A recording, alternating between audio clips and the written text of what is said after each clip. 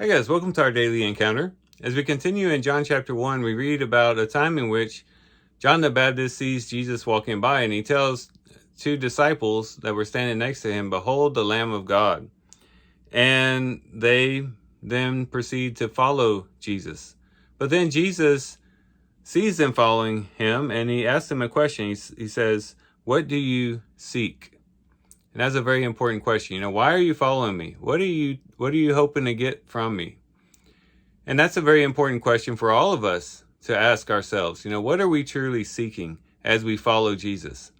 Are we seeking for Jesus to make us wealthy, healthy, to give us prestige, to make us look good to other people? Or what are we truly seeking when we are following the Lord? Do we expect him to make our lives easy and to pave the way for us into the easy life? What are we really seeking when we follow Jesus? It's very important that we are following him for the right motivations, and this was very important for them as well. So what do you seek? And they give a really good answer. And they said to him, "Rabbi, where are you staying?" On the surface, it seems like they don't answer his question at all. But the fact that they're asking where he is staying shows that they just want to abide in his presence. They just want to be wherever Jesus is. That's what they were seeking. They didn't ask for money. They didn't ask for any type of political power at this point. They just wanted the presence of Jesus. They just wanted to know where he was staying.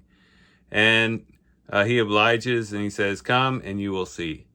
It says, so they came and saw where he was staying, and they stayed with him that day. And so they sought the presence of Christ, to abide with Christ and to live with Christ for at least that day. And we find out later that their whole lives then would be dedicated to Christ and abiding in the presence of Christ.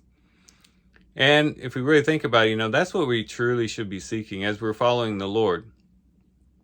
What we should be looking for is nothing other than Christ himself. There's nothing more valuable in all the universe except for Christ.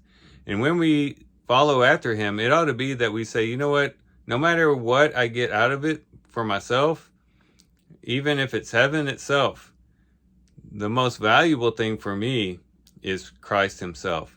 To abide with Christ, to live with Christ, to be where Christ is, that's the greatest blessing of all. And so as we are following Christ, let's reorient ourselves, recalibrate our thinking to realize that what we ought to be seeking is truly Christ. And as we follow Christ and as we're seeking Christ's presence, those other blessings may follow, but ultimately we just want to abide in his presence. So today, let's abide in the presence of Christ, draw near to him. He's standing at the door and knocking. Let's open the door so that he can come in and dine with us, and we can have that fellowship with him. And that would be the most precious thing we could ever gain in life. And hopefully that would be something that we will all seek and we will all cherish. So these are some things we can reflect on and think about as we do our reading today. With that, guys, I do thank you for watching the video today. Hope you guys have a great day. Love you guys. God bless.